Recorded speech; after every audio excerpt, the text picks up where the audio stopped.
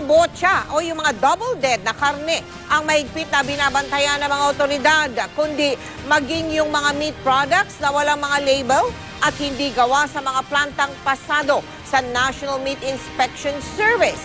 Hindi raw kasi tiyak kung saan galing at kung anong kalidad ng mga karneng ginamit dito. Nakatutok si Oscar Oida.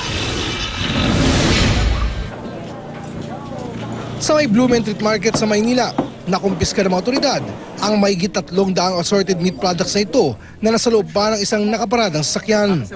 Walang mga label, ni walang nakalagay na expiration date. Mga ganitong klase rin ng produkto ang inabutan ng mga otoridad sa isang stall sa may Paco Market. Considered po yan unwholesome food to eat under section 1600, section 1003 ng City Ordinance ng Manila. Di ako magkatagal sa ganitong hanap buhay kung ang titinda ko ay sira. Unang-una, ito pinapakain ko sa pamilya ko. Ba't ako hanggang ngayon dito pa ako? Dahil hindi masama ang tinitinda ko.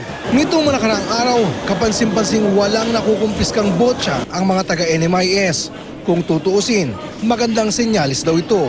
Pero sa kabilang banda, paano raw kung yung mga hinahanap nilang botya ginagawa ng mga meat products tulad ng longganisa? Yan daw ang nais nilang maiwasan. Sa totoo lang po, pag yung botya na